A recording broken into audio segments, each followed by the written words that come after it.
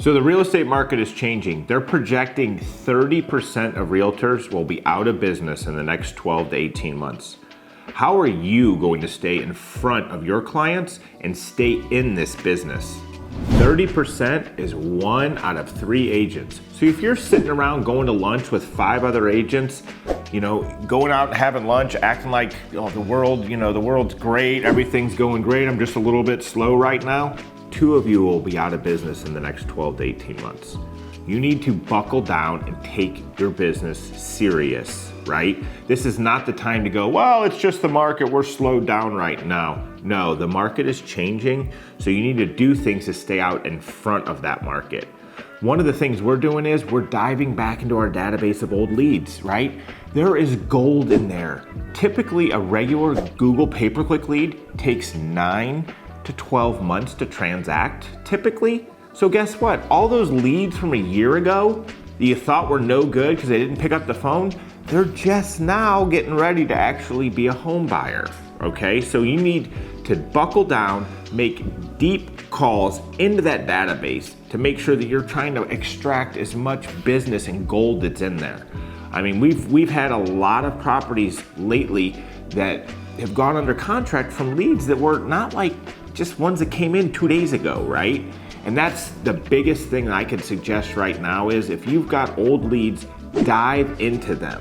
Reach out back out to them. Pretend they're a brand new lead. Hit them up 20 or 30 times over a couple weeks span and try to make sure that you're connecting with those. If your business is primarily past client and just referral based, you need to make sure now more than ever you are staying in front of those people, right? You need to make sure you're staying in front of those people that you've already done business with you. They know, like, and trust you. You need to be reaching out to them more often. And don't just reach out and go like, oh, send an email randomly on Thanksgiving. Happy Thanksgiving. No, you need to be providing value. Give them some, work out some deals with some of your local vendors, get some coupons and reach out to them and say, hey man, I got you $50 off your next pressure wash. I drove by your house the other day. It looked like you guys could maybe use a pressure wash. So here, use this coupon and get that taken care of. Provide something of value to them so they remember you when it's time to buy or sell or refer you out. Set up a long-term email campaign for your past clients and people that already know you, and as well as your database. We're getting ready to roll out ours. We're using MailChimp for the deliverability. The reason you use MailChimp versus like your Google account is you will get spam on Google and all of a sudden all of your emails will start going to spam. So you want to use a company like MailChimp or third-party email provider because they also give you database and insight. So you could send out like 1,000 emails and you can go back and look, your open rate was 50%. So 500 of those people opened that email. And if you embed a video into that email, you can actually see who clicked the video. So now you can actually see who opened the email, who clicked it, who's actually engaging with you, so you can know and kind of put those over in another bucket so you can pay special attention to the ones that are looking at your information and looking at your emails on a regular basis. Another pro tip is if you send out one email and all the people that don't open it, change the subject line and send the same email out a couple days later and see what your open rate is then. You'll be surprised how that subject line can just change everything about an email. Don't be afraid to ask for business, right? From friends, family, past clients, everything. We've talked about it before, but it's not their job to remember what you do. It's your job to remind them, right? And if you just call them, just say, hey John, how's it going? Oh, I'm doing great, Mark. All right, John, talk to you later. Like, what the kind of value is that, right? You need to call them up. Hey John, how's everything going? They say the Ford method when you're reaching out to people: family, occupation, recreation, and dreams. Those are 4 things you can start that conversation with a past client, because sometimes making those calls is awkward, right? But if you ask them about those 4 things, what happens? You get them talking about themselves. And guess what? People love talking about themselves. Some people talk about themselves way too much. But when you get them talking about those 4 things, it's very easy to throw something in and ask for something for yourself at the end, like a referral. I will bet you cannot tell me where your business is coming from. This is one of the biggest mistakes I see agents make.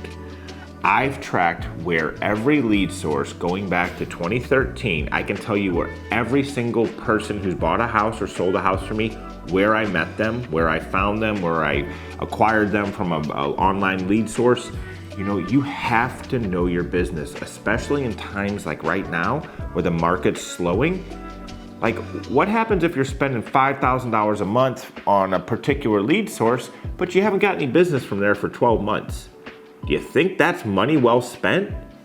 No, we're reevaluating that on a monthly basis to make sure that the money that we're putting out is giving us a return, right? So maybe there's something we need to cancel over here, but we need to double down over here because our return is 5 times higher. So if you don't know where your business is coming from, you're not actually running a business.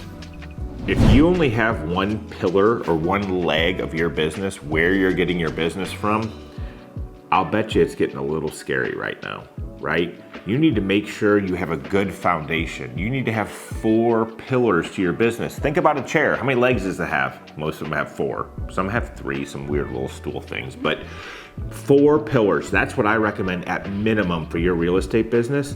For example, if you were all in on Zillow, which I know there's a bunch of agents out there who are probably watching this.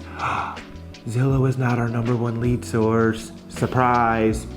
We have multiple lead sources. This year, our team, we're gonna have transactions that come from probably 35 plus different lead sources, right? I don't recommend that to everybody, but we've grown into that. At minimum though, you need at least 4 major sources. Maybe your sphere of influence. Maybe you do pay for online leads on Zillow. Maybe some pay-per-click leads. Maybe like your friends and family from church. 4 different avenues where you're getting business from that you're putting a consistent effort in or that you're paying for on a regular basis. If you're just referral based, right, and you sold everybody in your database a house last year, how much are you predicting you're gonna sell next year? Probably not very many, right? Because you just sold them all a house this past year. You need to make sure that you're diversifying, but you also don't want to overextend yourself, right? Like that's why right now we're telling our agents dive back into that database. We've got old leads that we already paid for years ago that we're probably ready to transact. Because guess what? With interest rates on a higher level right now, not everybody's gonna transact right now today, but it's a great time to build that relationship and kind of nurture them until it's time for them to make a decision.